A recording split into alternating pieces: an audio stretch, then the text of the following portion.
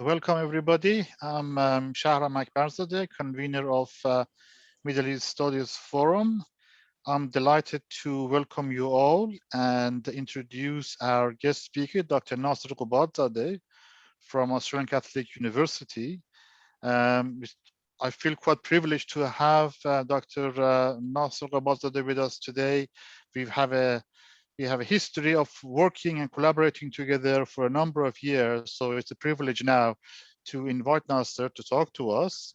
Dr. Ghobadzadeh is a senior lecturer at the National School of Arts at the Australian Catholic University. He's researching the intersection of religion and politics. Naser's interests lie in the study of Islamic political theology, secularism, and Middle Eastern politics. Naser is a prolific scholar. He has published a number of books, and he tells me that he is now working on his latest book. And so we are quite privileged to get a sneak preview of his forthcoming publication. The title of the presentation today is Theocratic Secularism, Political Modus Operandi of Traditional Shīʿism. So Naser John, the floor is yours. Thanks, Shahram John. Thanks a lot for your generous introduction, and it's a great honor and pleasure to be invited to give a talk at the Middle East Studies Forum, and I am grateful for this opportunity that Shahram and his team in Deakin University have offered me. What I'm going to talk about today is part of an ongoing project, and so I would appreciate if you share your thoughts, comments, and critiques, which I'm sure that will be very helpful and constructive. And just to let you know that I haven't prepared PowerPoint slides for this talk, so I will just read my paper and hopefully that it will be clear. And also I need to clarify that my presentation is going to be a bit different from the abstract that has been distributed, because I thought that the section of the book which communicates to more familiar literature will be more useful for the for the participants here. Here we go. I will bring up this slide. Yeah. By coining the notion theocratic secularism, I suggest that traditional Shīʿism offers a religious rationale for political secularism. Belief in a pure and unattainable theocracy is the cornerstone of 12-verse Shia Islam. It is embedded in the Shia belief system that divine right to both political and religious sovereignty is exclusively granted to the Prophet Muhammad and the 12 infallible Imams. It's also believed that Mahdi, the 12th Imam, went in hiding in 9th century and is still alive and will return to form a just government in the future.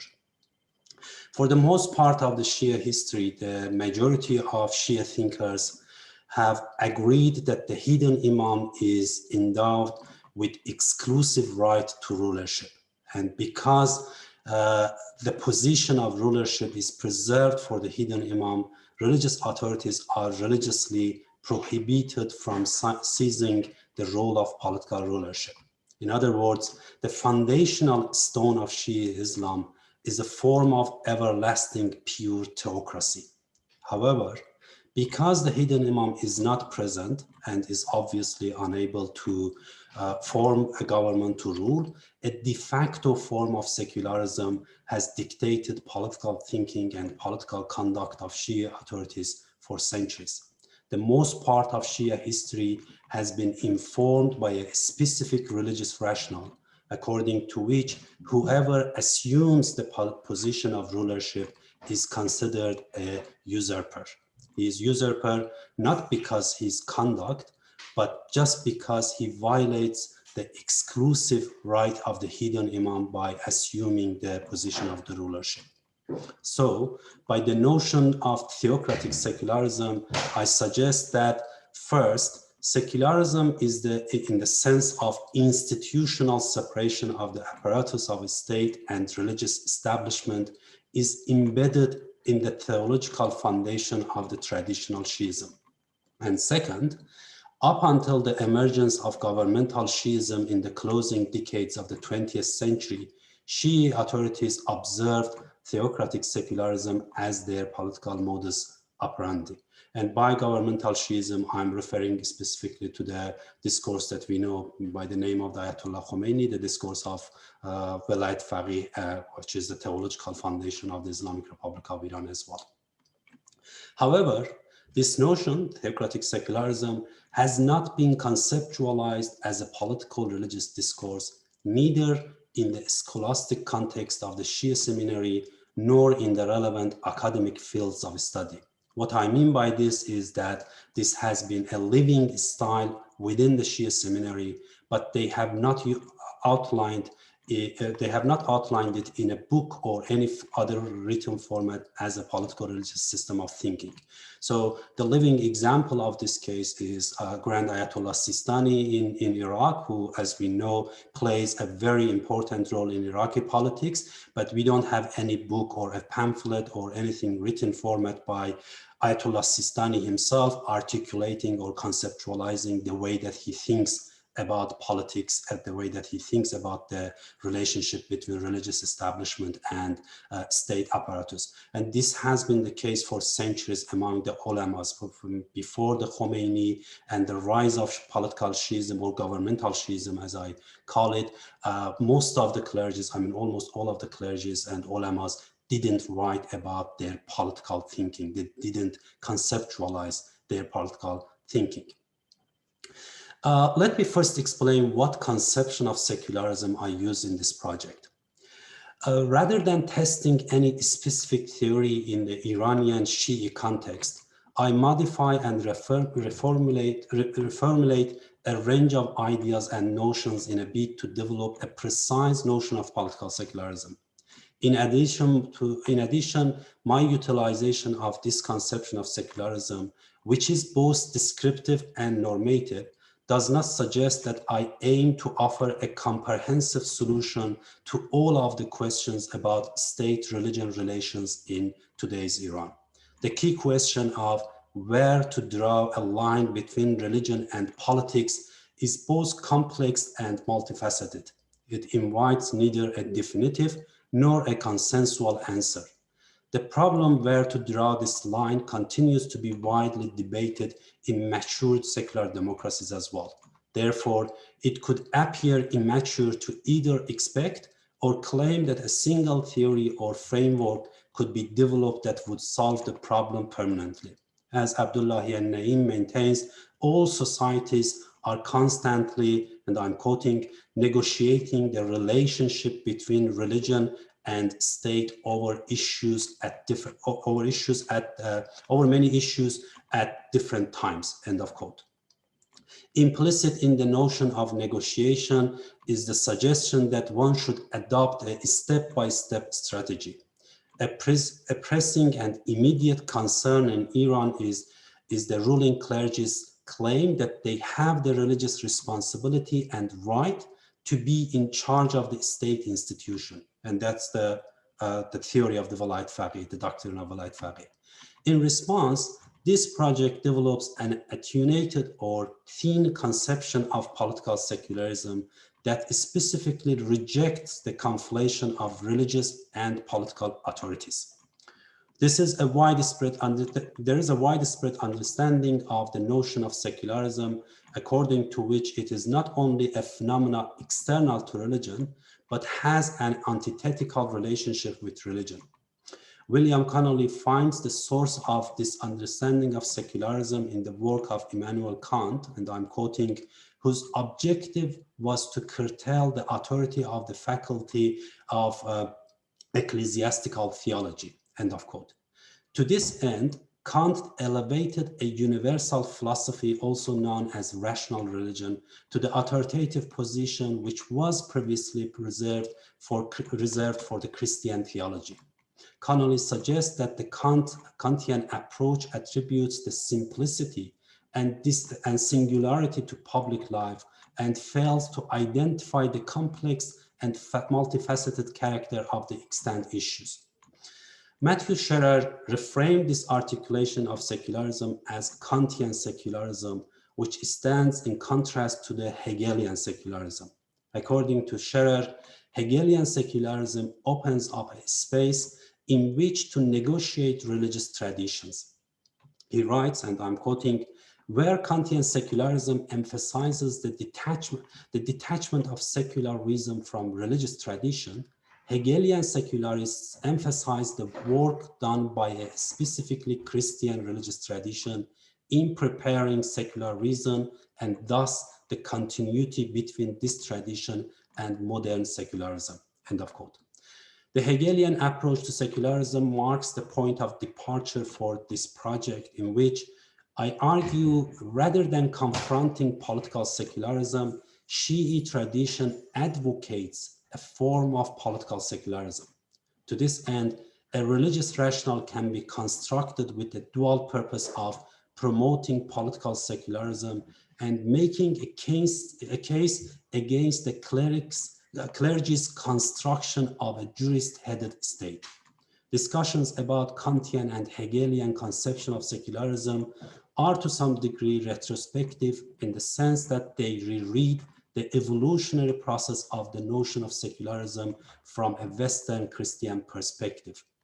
In this project, I stress the lack of secularism in the contemporary Iranian context, so there is no retrospective scrutiny of the roots of any practiced form of secularism. Rather, it highlights the relationship between a foundational theological component of the Shi'i tradition and a centuries-old moods of living, and that is an ingrained and prescriptive guide to political secularism. This project is both descriptive and prescriptive. It identifies and describes a secular quality in Shi'i religious tradition and prescribes it as a normative framework for religion-state relations. And my hope that is that this conceptualization will prove one day helpful for the post-Islamic Republic era if it ever comes. I don't think that's going to happen in our lifetime. Providing a religious rationale for political secularism could also prove advantageous to the extent that it dilutes the negative connotations associated with the notion of secularism.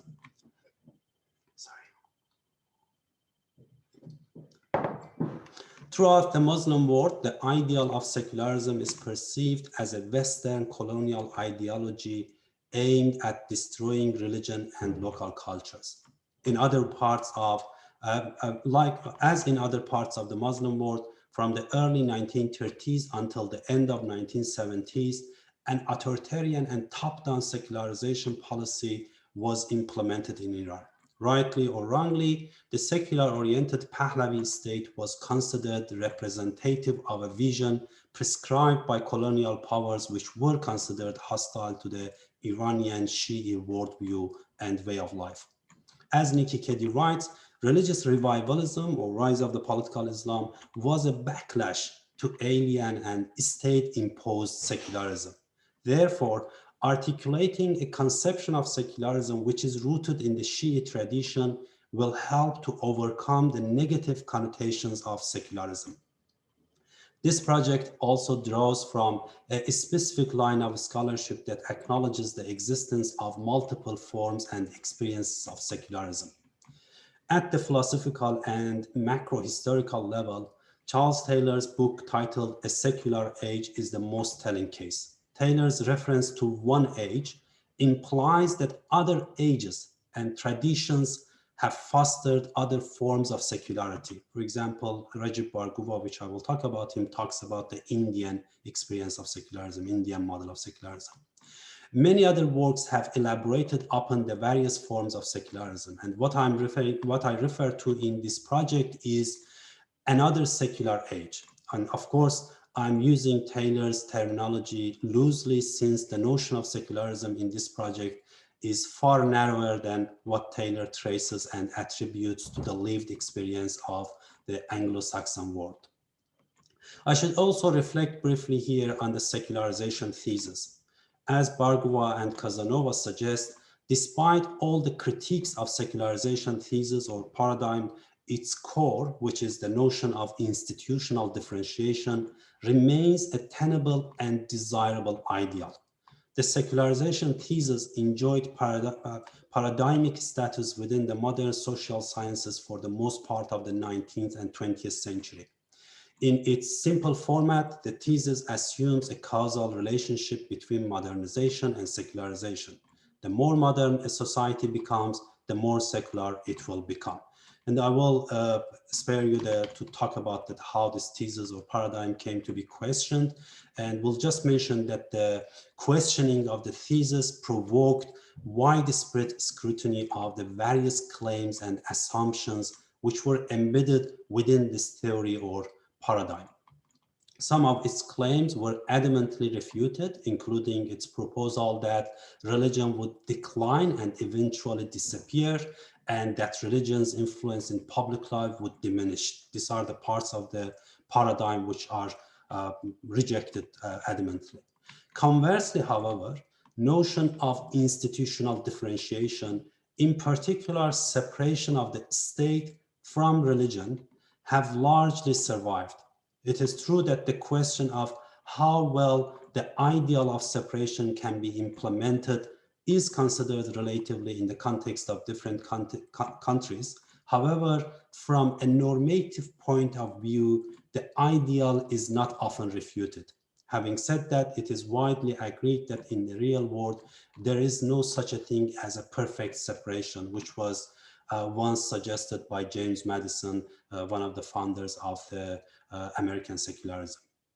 Nonetheless, it is still a consensual agreed ideal that separation of state institution from religious establishment will signal a favorable outcome for both religion and politics.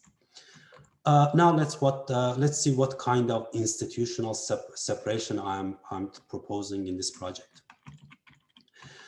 Some scholars scrutinize the core ideal of the separation in the secularization thesis, prizing it open for questioning.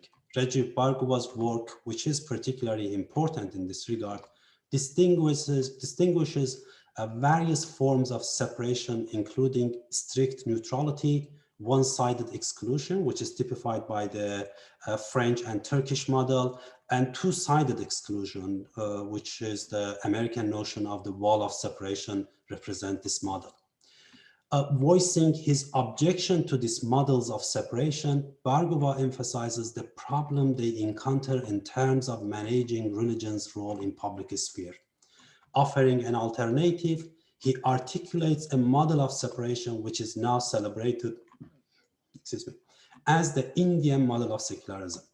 Bhargava maintains that three levels of connection and disconnection between religion and state can be investigated. At the first level is the level of ends, the ultimate goal of state or religion. The second level is the level of institutions and personnel, and the third one, level of law and public policy. He states that disconnection at the first two levels, the end and personnel or institutions, establishes the boundaries between secular and non-secular states. As for the third level, I mean public policy and law, Bhargava offers a more complicated and nuanced instructions. He proposes the term principled distance, according to which a flexible approach should be adopted when considering the issue of inclusion or exclusion of religion and in and from public policy. And similarly, the engagement or disengagement of the state in and from religious matters. Decisions regarding the inclusion or exclusion of religion and engagement or disengagement of the state will depend on the context, nature, or current state of relevant religions. With references to the fundamental values, in particular, peace, freedom, and equality, Bhargava argues that inclusion and engagement ought to be governed by the specific values. He states, and I'm quoting, Religion may intervene in the affairs of state if such intervention promotes freedom, equality, or any other values integral to secularism. The state also may engage with religion or disengage from it, may engage positively or negatively, but which it does will depend on whether these values are promoted or undermined. End of the quote.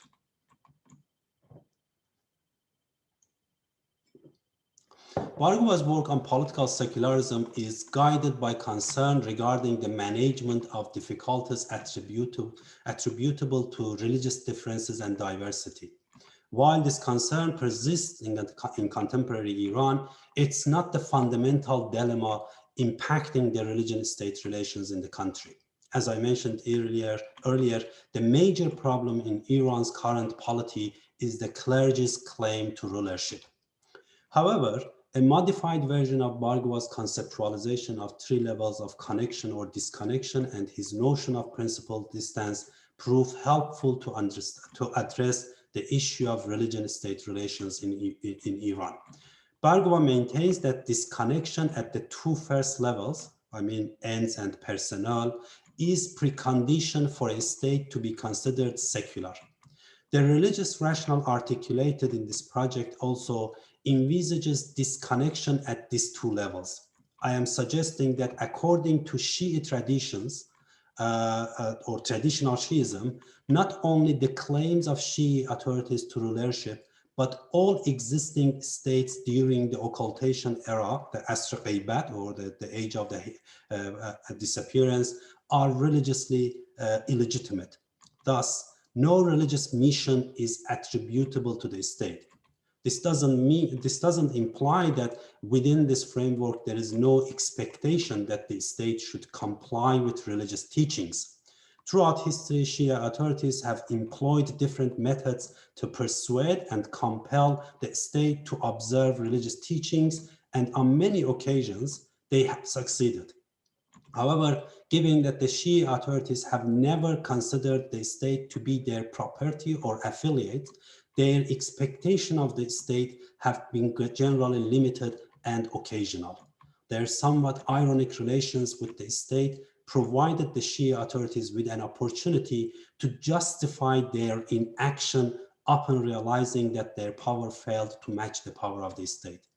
The conviction that all states, and of course with the exception of the state ruled by the hidden imam, are religiously illegitimate makes it possible to strike a compromise. In other words, due to its religious illegitimacy, the state is not expected to fulfill the end goals of religion. Bargova's notion of principled distance is also subject to some modification. He grants the state the authority to make decisions regarding when and how to engage and include religion. In the Shi'i context, the religious authorities are considered as agents of the principled distance. Instead of being guided by the values of peace, freedom, and equality, as suggested by Bargova, religious authorities are guided by Shi'i teachings which dictate whether they should engage with or disengage from political issues. I'm not suggesting that as a normative framework, the notion of principled distance is capable of establishing a solid and well-defined role for the Shia authorities in socio-political matters. The religious authorities' engagement in political issues has always been a source of controversy and tension, and for this reason, it will be an ongoing process of negotiation. The usefulness of the notion of principled distance lies in its disposition to demonstrate two corresponding claims. The first, from a religious standpoint, Shia authorities should engage in politics. And that is, I will shortly talk about the Casanova's notion of a public religion. That's because the Islam and Shi'ism is a public religion, is a political religion, and we cannot ask or expect religion to be privatized. And the second, at the same time that they are allowed and to engage in politics, they are religiously obliged to maintain distance from the governing position, from the state apparatus, the institution of the state. Accordingly, their engagement should be occasional and context-based.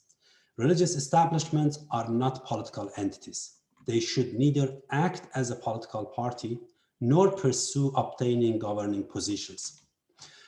In order to further clarify the distinction between the engagement of religious authorities in political matters and the function of a political party, exploration of another conceptual framework will be helpful, and that is the Casanova's two notions of public religion and deprivatization of religion.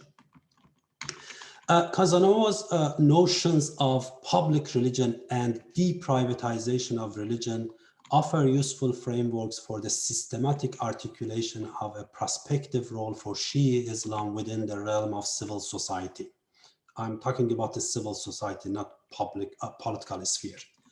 I am, of course, suggesting some amendments to these notions because of the peculiar circumstances surrounding state-religion relations in Iran.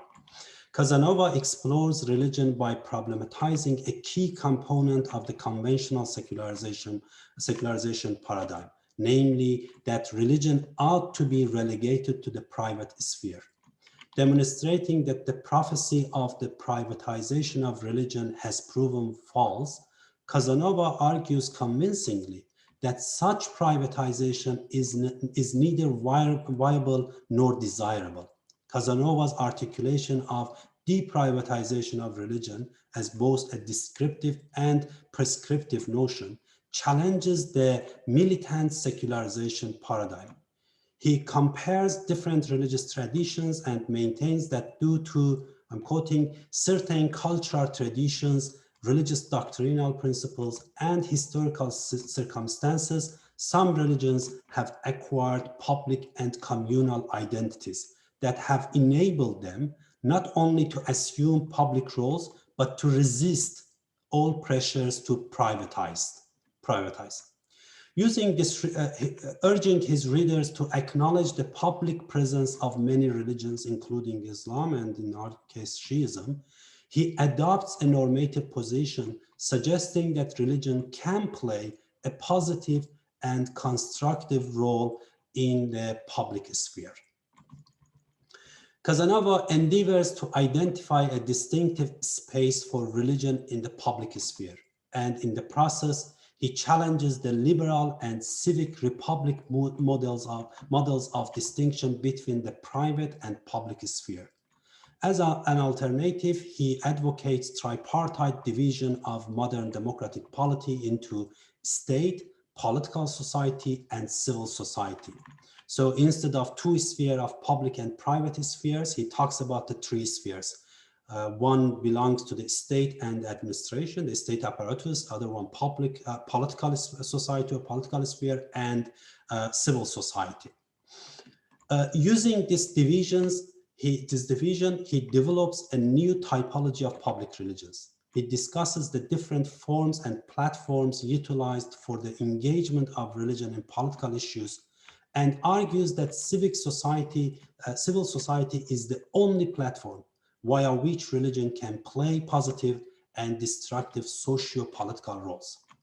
With some modifications, Casanova's notion of deprivatization and public religion are useful analytical tool for contemplating a constructive role for Shia religion in Iran's political milieu.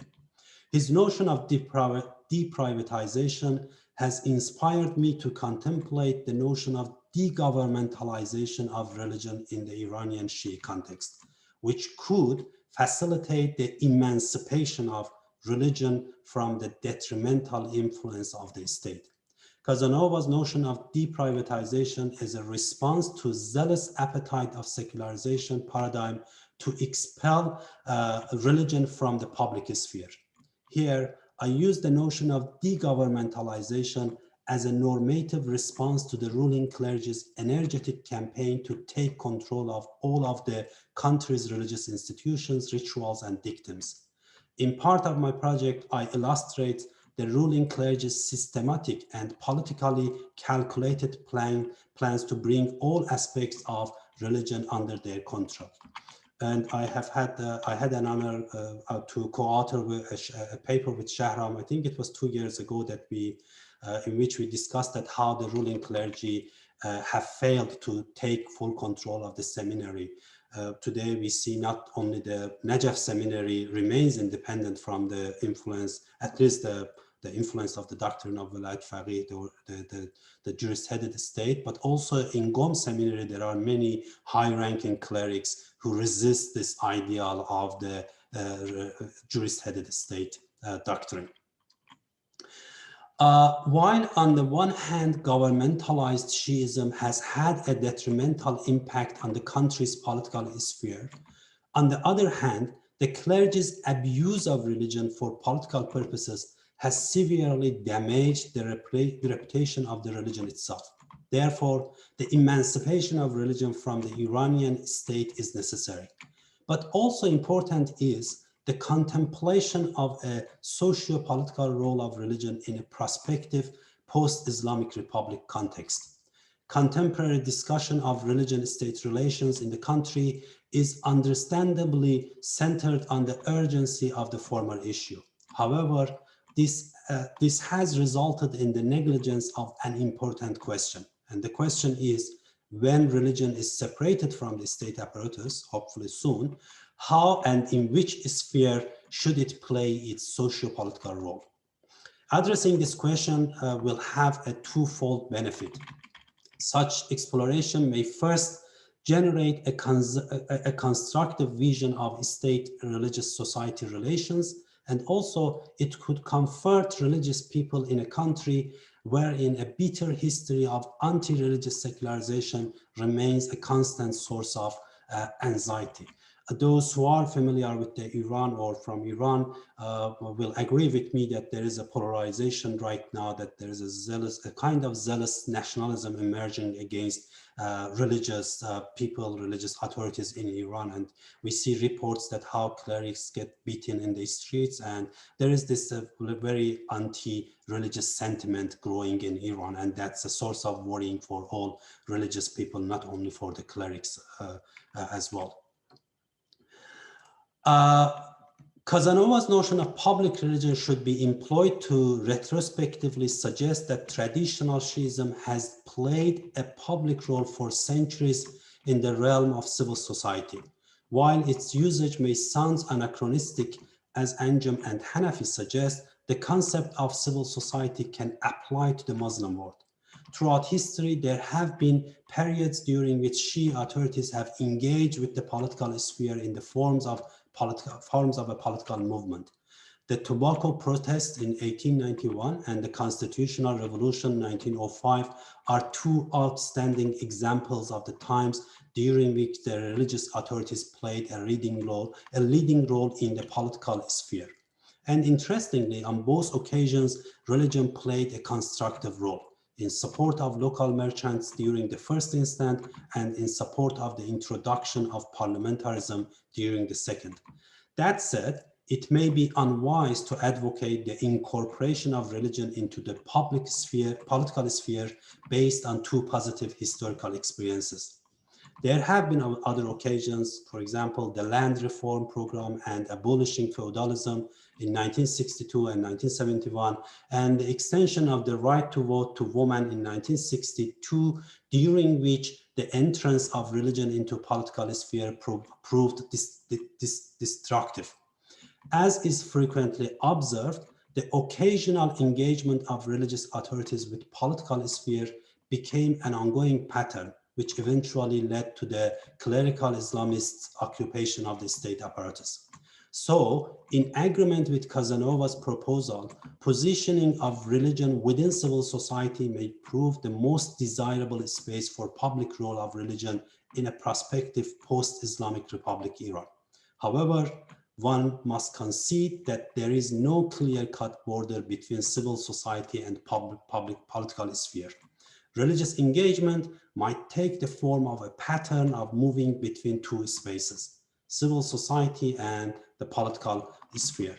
And of course, we should anticipate that this will become part of ongoing negotiation with regard to the matter of religion, politics, relations, as it was, as I mentioned, it is suggested by Abdullahi An-Naim.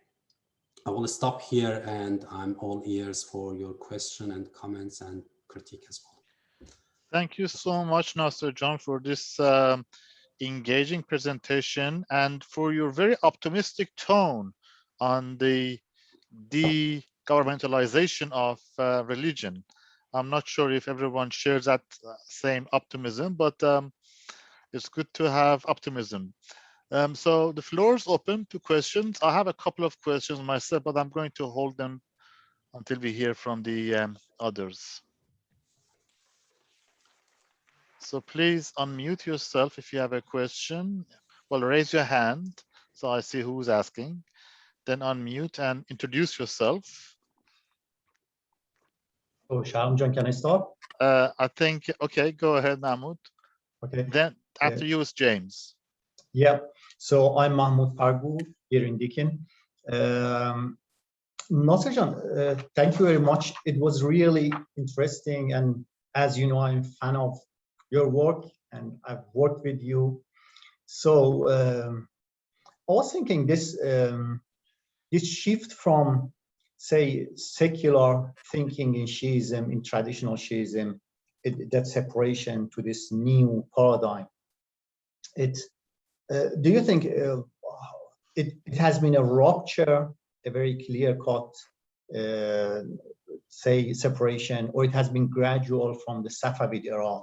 Probably after Shi'is, they got some political power, because before that they were so weak, they didn't have any means of actually getting power. So part of the reason that this, say, ideology depoliticization has shaped in Shi'ism, probably because there was no realistic potential to get power. Once the Safavid came, there was an independent state which they could somehow use religion. Then this gradual shift toward claiming more areas of power from politics have started. I was just thinking maybe it has been a gradual rather than a rupture. So I'll be interested to know your thoughts. Yeah, I mean, it is true to some extent that because of the reality, they never made the move. But if we look back to, I will start a bit from earlier. If we look back to the early time of when the whole theology was forming in the 3rd, 4th century and the early 5th century, there were opportunities for Shias to take over the governing position. I mean, for example, even during the presence time of the infallible imams, Imam Sadiq was invited to take the position of caliphate when there was a riots in Kufa and they toppled down the Umayyad dynasty. So, but even if we read those who, I mean, like Allama Majlisi during the Safavids era, still this is a very solid embedded idea that the ruling position is preserved for the hidden imam and we cannot occupy that position. And there is this separation between the religious authority and political authority. There is never in the time of the history of the Shiite a clerics claimed to have the political rulership position or religiously legitimacy to occupy this position. And of course, they get very close to the government. And during the Qajar time, they were very close to the political leaders as well. But it is totally different from the kind of the conceptual theory that we see in Khomeini and the articulation of the clerics as the deputies, as the representative of the hidden imam in political rulership. That's totally a rupture which I think happened with the Khomeini. And before that, there are mentioning of the the concept of velayat faqih in Naraq's work, for example, but it is totally different from the way that Khomeini articulates. And it's really interesting that Khomeini, if we read Khomeini's book, he doesn't engage with the Shia literature much. I mean, he just generally rejects the whole history of Shiism, saying that they are all passive, they are not engaged in, and he doesn't make any references to the many sources of the Shia sources that are very solidly established at the time.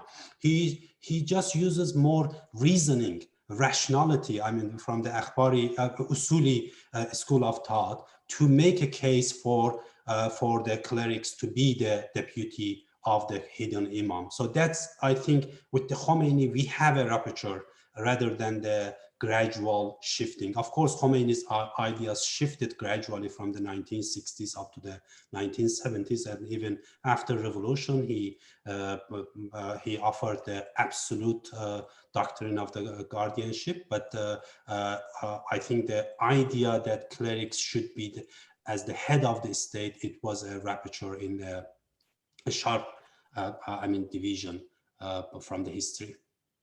Could you allow me just one small question, follow-up question? Very quickly. Yeah.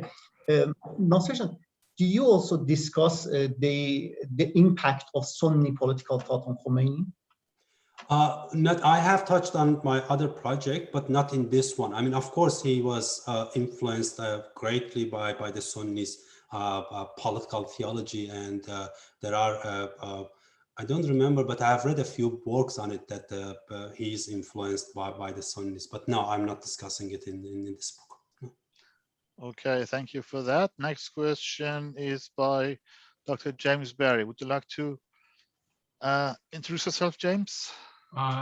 Thanks, Shahram. My name is Dr. James Barry. I'm from the Alfred Institute and also with the Middle East Studies Forum and work on Iran.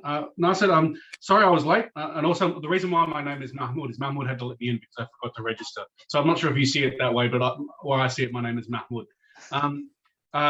Thank you, Naser. I'm sorry I later had to pick up my son. And I just had firstly a quick question and then an actual broader question. You mentioned the quick question is related to videos of people slapping clerics in the street. I've seen one or two of these over the last couple of months being circulated, and some people have said these are fakes, that these are staged, they're not really hitting. Like I saw one with a young guy just starts shouting at a guy and then hits him, and the cleric just walks off.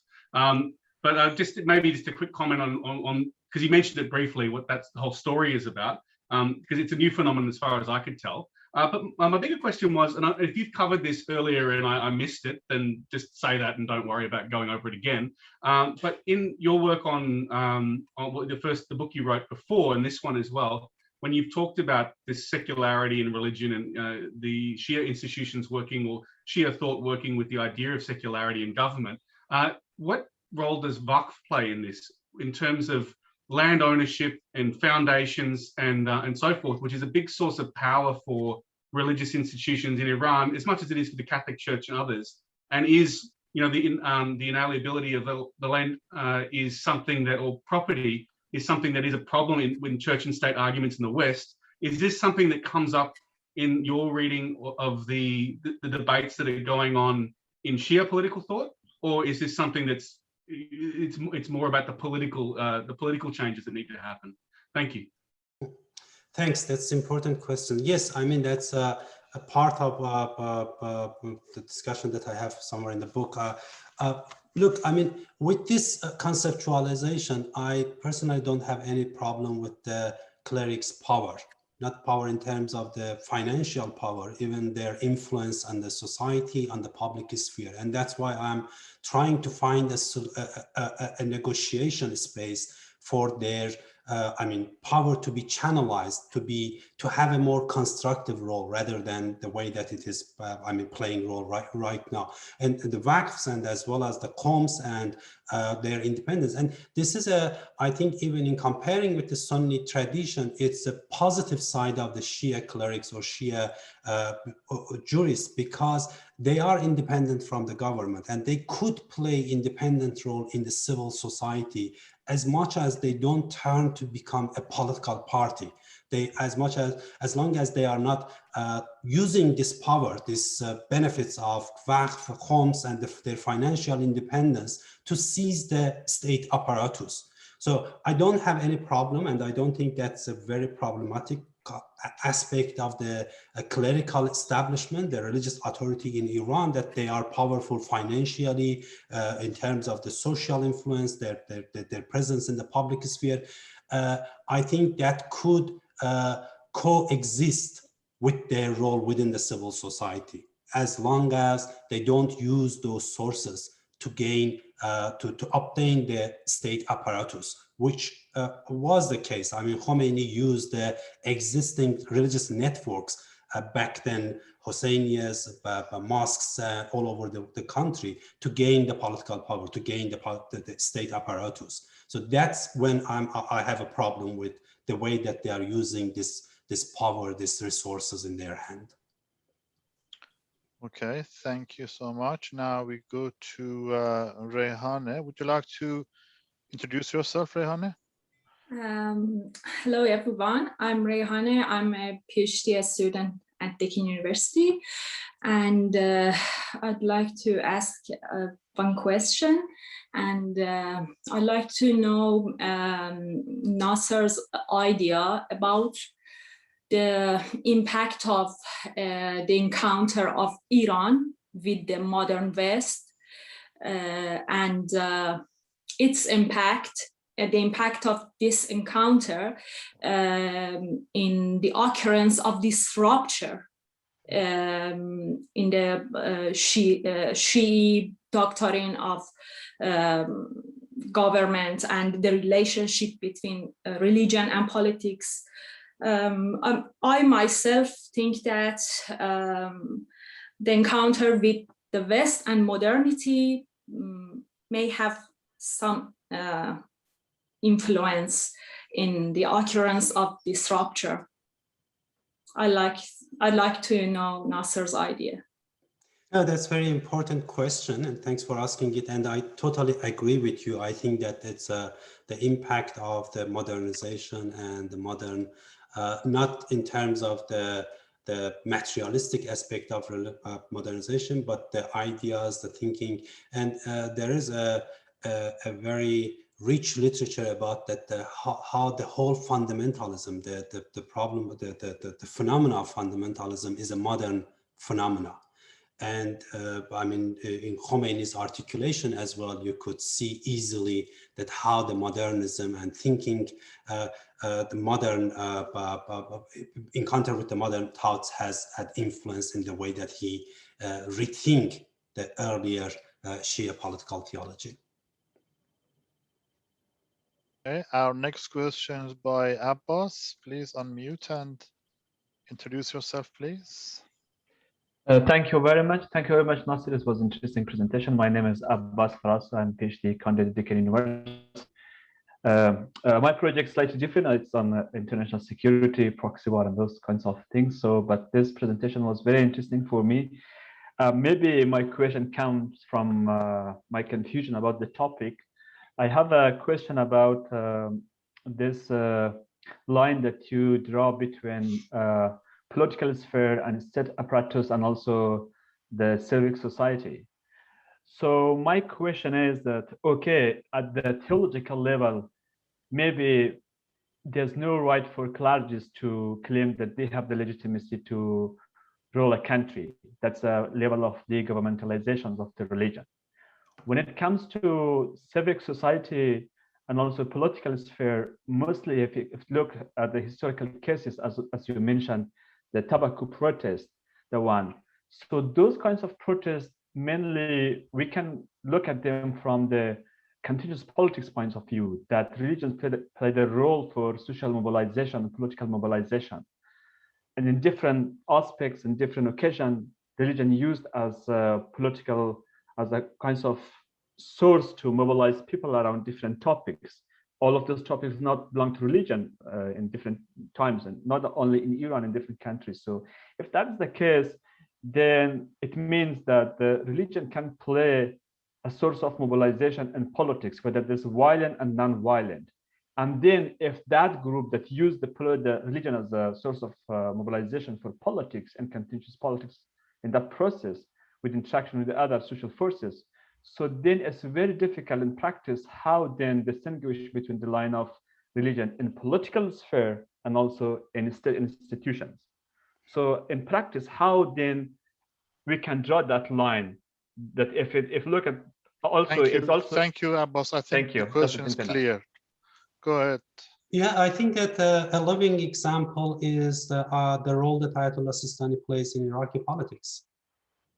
He uses his mobilization power occasionally. In the most important, he makes a public announcement occasionally, but he never goes close to the state institution.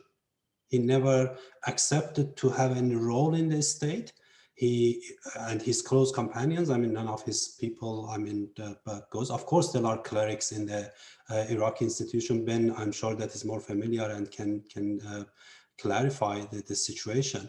But as a marja'i taqlid, as the one who is still considered as the head of the religious establishment, if we call the seminary as establishment, as the most prominent living religious figure in the Shia world right now, he doesn't go close to the state institution, and he keeps distance while his mobilization power, his financial power is still there, and it plays role occasionally and in significant and very important times in the period.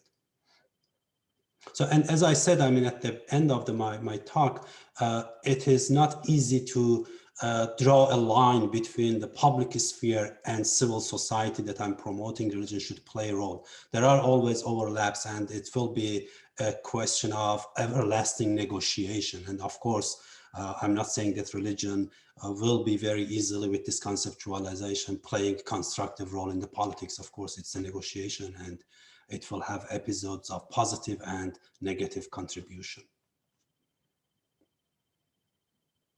You are muted, Shahram. With that, thank you so much, Dr. Naser Ghobadzadeh, for your really thoughtful and, as I mentioned, optimistic assessment on the future of Shīʿism, Islam and politics.